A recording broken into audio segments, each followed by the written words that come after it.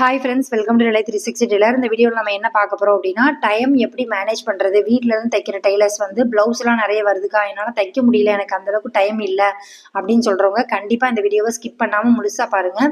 இதில் நான் வந்து எப்படி டைம் மேனேஜ் பண்ணுவேன் அப்படிங்கிறத தெளிவாக சொல்லியிருக்கேன். உங்களுக்கு வந்து இது கண்டிப்பாக ஹெல்ப்ஃபுல்லாக இருக்கும். நீங்கள் இந்த சேனலை இப்போ தான் ஃபஸ்ட் டைம் பார்க்குறீங்க அப்படின்னா சப்ஸ்கிரைப் பண்ணிட்டு பாருங்கள். இந்த சேனலில் வர எல்லா வீடியோ உங்களுக்கு ரொம்ப யூஸ்ஃபுல்லாக இருக்கும். வாங்க வீடியோக்குள்ளே போகலாம். நீங்கள் இன்னும் மிஷினில் உட்காந்து தைக்க ஆரம்பிக்கல அப்படின்னா தச்சுக்கிட்டே வீடியோ பாருங்கள். அப்போ உங்களுக்குமே ஒரு ப்ளவுஸ் தைச்ச மாதிரி இருக்கும்.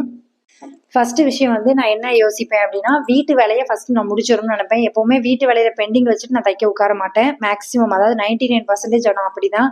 ஏன் சொல்றேன் அப்படின்னா, அந்த 1% என்னென்ன அப்படின்னா, இப்போ நைட்டு கொடுத்துருப்பாங்க, இல்லை காலையில விடிய காலையில் எனக்கு வேணும்னு கேட்டிருப்பாங்க. ஒருவேளை நான் எந்திரிச்சு தச்சுக்கலாம், அதாவது பாப்பாவை ஸ்கூலுக்கு அனுப்பிட்டு தச்சுக்கலாம் அப்படிங்கிற மாதிரி வச்சிருந்தா, நான் அந்த ப்ளவுஸை தச்சு முடிச்சுட்டு அப்புறம் வீட்டு வேலை பார்ப்பேன். அதுக்காக டெய்லி வந்து நான் 4 மணிக்கு எந்திரிக்கணும், 5 மணிக்கு எந்திரிக்கணும் அப்படிங்கிறது கிடையாது. நான் மேக்ஸிமம் வந்து ஒரு 6:30க்குள்ள எந்திரிப்பேன். அதாவது 6 to 6:30க்குள்ள நான் டைம்ல எந்திரிப்பேன். இந்த தொழில் பண்றீங்க அப்படின்னா கண்டிப்பா வந்து நல்ல தூக்கமும் தேவை. ஏன்னா எல்லா டைமும் நம்மளால தூங்காம இருந்து உழைக்க முடியாது. நம்ம உடம்பு வம்பா போயிடும். அதனால ஒரு எமர்ஜென்சி சூழ்நிலையில நம்ம வந்து சீக்கிரமா எந்திரிச்சு தைக்கிறதோ, இல்லை நைட்டு விடிய விடிய உட்காந்து தைக்கிறதோ வச்சுக்கலாம்.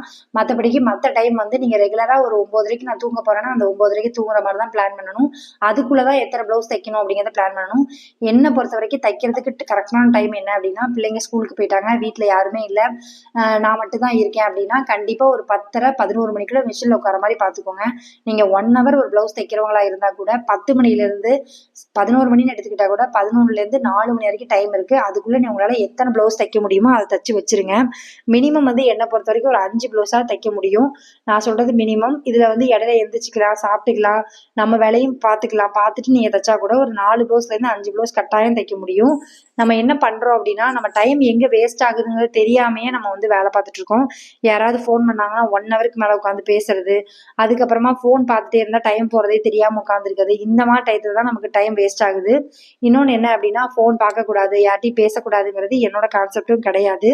என்னன்னா, நீங்கள் அதுக்குன்னு ஒரு டைம் வச்சுக்கோங்க. இந்த டைம்ல நீங்கள் பேசிக்கோங்க, ஒன்றும் தப்பு கிடையாது. ஆனால் வேலை செய்கிற டைம் வந்து நமக்கு காலையிலேயே வேலை பார்க்கும்போது கொஞ்சம் சுறுசுறுப்பாக இருக்கும். ஏன்னா நம்ம குளிச்சுட்டு வீட்டு வேலை எல்லாமே முடிச்சுட்டு மிஷினில் உட்காந்தோன்னா திரும்ப வந்து நமக்கு ஒரு 4 மணி வரைக்கும் டைம் இருக்குது. இடையில வந்து ஒரு 12 மணிக்கோ 1 மணிக்கோ நீங்கள் சாப்பிட்ணுன்னா சாப்பிட்டுட்டு திரும்ப ஒரு 1/4 மணி நேரம் உட்காந்துட்டு திரும்ப கூட தைக்கலாம், ஒன்றும் தப்பு கிடையாது. இந்த மாதிரி உங்கள் டைமை ஷெட்யூல் பண்ணால் மட்டும்தான் உங்களால் தைக்க முடியும். இன்னொன்று நான் முக்கியமாக சொல்கிறது என்ன அப்படின்னா, நான் எல்லா வீடியோவும் சொல்லியிருக்கேன், ஏன்னா ஆரம்பத்துலேருந்து பார்க்குறவங்களுக்கு தெரியும், நான் எப்போவுமே வந்து நாளைக்கு தைக்க வேண்டிய ப்ளவுஸை முந்தின நாளே பிளான் பண்ணி வச்சுக்கிடுவேன். அதனால் மட்டும்தான் எனக்கு வந்து கொஞ்சம் ஸ்ட்ரெஸ் இல்லாமல் இருக்குது. ஏன்னா நாளைக்கு நான் கொடுக்க வேண்டியதை நாளைக்கு காலையில் உட்காந்து பார்த்தேன் அப்படின்னா அதை ஃபுல்லாக கட் பண்ணணும், அதுக்கே டைம் எடுக்கும்.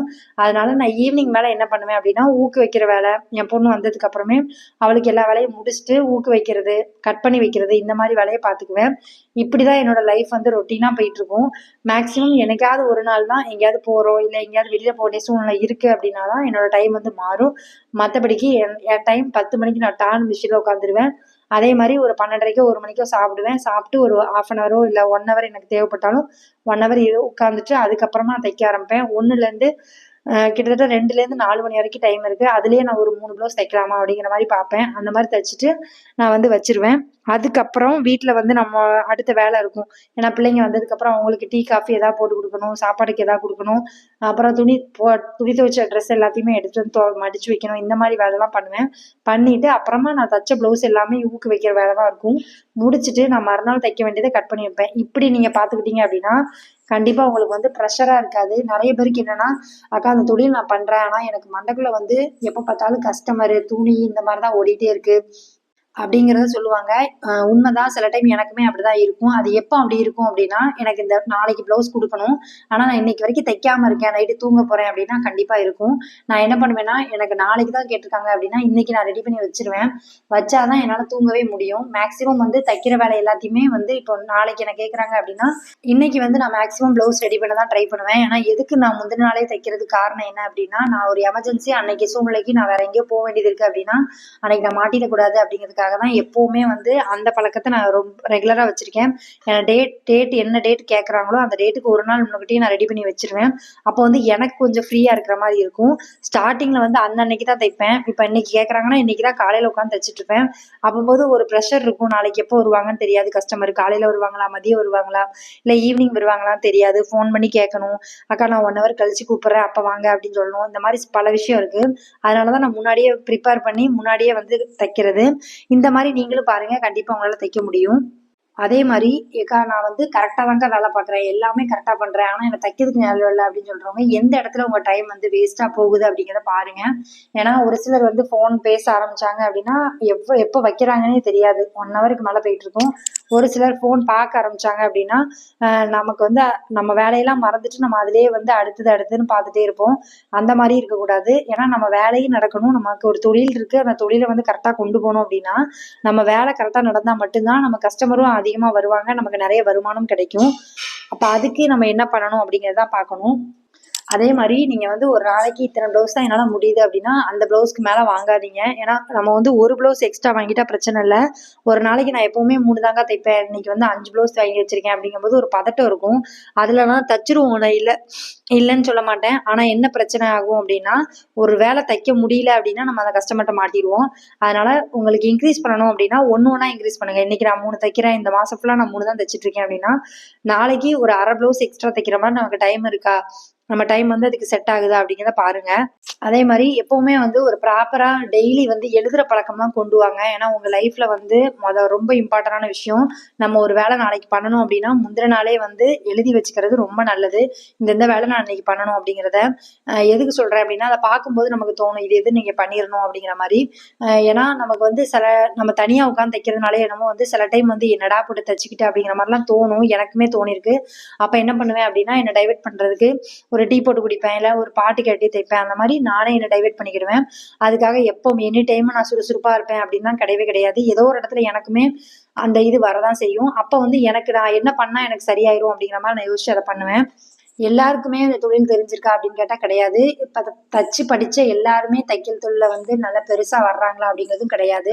ஒரு சிலர் நான் அதில் வந்து நமக்கு இப்போ என் கூடயே படித்ததுலேயே நான் ஒரு 5 பேர் 6 பேர் சேர்ந்து படித்தோம். இப்போ நானும் 2 பொண்ணுங்க மட்டும்தான், இன்னொரு பொண்ணு, அவங்க மட்டும்தான் தைக்கிறோம். மற்ற எல்லாருமே வந்து வீட்டு வேலை இருக்குது அதனால என்னால் தைக்க முடியாதா அப்படிங்கிற மாதிரி யோசிச்சு அப்படியே இருந்துட்டாங்க. அப்போது நம்ம வந்து ஒரு தொழில் கற்றுக்கிட்டோம், அந்த தொழிலில் நமக்கு பிஸ்னஸும் வருது, நம்ம தேடி வந்து கொடுக்குறாங்க, நம்ம ப்ளவுஸ் வந்து நல்லா இருக்குன்னு சொல்கிறாங்க. அப்படிங்கும்போது நம்ம இந்த இதை வந்து இன்னும் ஜாஸ்தி பண்ண தான் ட்ரை பண்ணணும். வீட்டில் இருந்துகிட்டே நமக்கு ஒரு 10,000 15,000 சம்பளம் வர அளவுக்கு ஒரு வேலை வச்சுட்டு நாம ஏன் வந்து வேலை பார்க்காம இருக்கணும் அப்படிங்கிற மாதிரி யோசிங்க. இன்னொன்று 100 பேர் உங்ககிட்ட இருந்து அட்வைஸ் பண்ணலாம், உங்கள் வீட்டுக்காரர் தான் உனக்கு நல்ல வருமானம் வருது, உனக்கு என்ன, நீ எதுக்கு தைக்கணும் அப்படிங்கிற மாதிரி என்ன வேணாலும் சொல்லட்டும். உங்கள் கையில் 4 காசு நீங்கள் சம்பாதிச்ச பணம் இருந்தால் மட்டும்தான் இந்த உலகத்தில் வந்து மதிப்பு இருக்கும். இன்னொன்று நமக்குன்னு ஒரு சுயமரியாதையும் இருக்கும். நமக்கு ஒரு விஷயம் தேவை, நமக்கு ஒரு அவசரமாக ஒன்று தேவைன்னா நம்ம இன்னொருத்தவங்களை டிபெண்ட் பண்ணி இருக்க வேண்டிய அவசியம் இருக்காது. இன்னொன்று எல்லாருக்குமே வந்து எல்லாமே எப்பவும் ஒரே மாதிரி தான் இருக்குமான்னு கேட்டால் கிடையாது. நம்ம சூழ்நிலை எப்போ வேணாலும் மாறலாம்.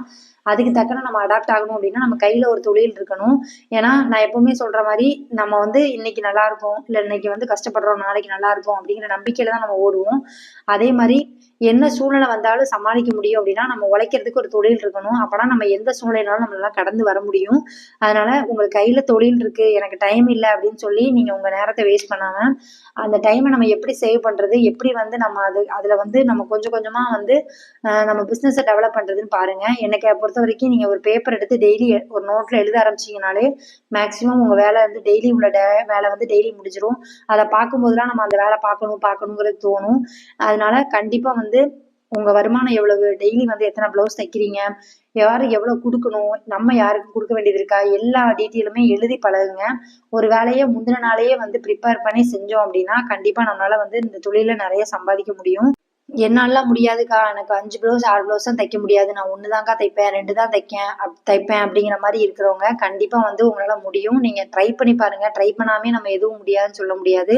அதனால் நீங்கள் வந்து கொஞ்சம் வந்து ஃபாஸ்ட்டாக தைச்சி பழகுங்க. ஏன்னா ப்ராக்டிஸ் கிடைக்க தான் உங்களுக்கு வந்து டைம் வந்து கம்மியாகும். அதனால் எந்த ப்ளவுஸ் வந்தாலுமே எந்த டிசைன் வந்தாலுமே தைரியமாக கற்றுக்கிட்டு பண்ண ட்ரை பண்ணுங்கள். ஏன்னா ஒரு சிலர் வந்து பார்க்கறதுக்கு இந்த டிசைன் எப்படி பண்ணுறதுன்னு தெரியல அப்படிங்கிற மாதிரி யோசிக்கிறவங்க ஒரு தடவை ட்ரை பண்ணுங்கள், வேறு துணியில் ட்ரை பண்ணி பார்த்துட்டு தைங்க. ஏன்னா எதுவுமே வந்து பார்த்தோன்னே எல்லாருக்கும் தெரியுமான்னு கேட்டால் கிடையாது. கொஞ்சம் ட்ரை பண்ணி பார்த்தோம் அப்படின்னா கண்டிப்பாக வரும். அதனால் நீங்கள் வந்து எந்த டிசைன் கொடுத்தாலும் சரி, இல்லை எந்த மாடல் கொடுத்தாலும் சரி, நீங்கள் கரெக்டாக பண்ணி கொடுக்கணும் அப்படிங்கிற மாதிரி ட்ரை பண்ணுங்கள். அதே மாதிரி உங்கள் டைம் வந்து எந்த இடத்துல வேஸ்ட் ஆகுதுன்னு பார்த்து அதை கரெக்ட் பண்ணிக்கோங்க. கண்டிப்பாக உங்களால் நிறைய சம்பாதிக்க முடியும். தேங்க்யூ ஃப்ரெண்ட்ஸ், இவ்வளோ நேரம் வீடியோ பார்த்ததுக்கு ரொம்ப நன்றி. இந்த வீடியோ வந்து உங்களுக்கு பிடிச்சிருக்கும்னு நினைக்கிறேன். பிடிச்சிருக்கு அப்படின்னா லைக் பண்ணுங்கள், கமெண்ட் பண்ணுங்கள், ஷேர் பண்ணுங்க. இந்த மாதிரி வீடியோ வேணும் அப்படின்னாலும் கீழே கமெண்ட் பண்ணுங்க. உங்க ஃப்ரெண்ட்ஸ் யாராவது இப்பதான் தையல் பழகுறாங்க அப்படின்னா அவங்களுக்கு இந்த வீடியோவை ஷேர் பண்ணி விடுங்க. அவங்களுக்கு இந்த வீடியோ வந்து ரொம்ப யூஸ்ஃபுல்லா இருக்கும். தேங்க்யூ ஃப்ரெண்ட்ஸ், எல்லாரும் வீடியோ பார்த்ததுக்கு ரொம்ப நன்றி. தேங்க்யூ.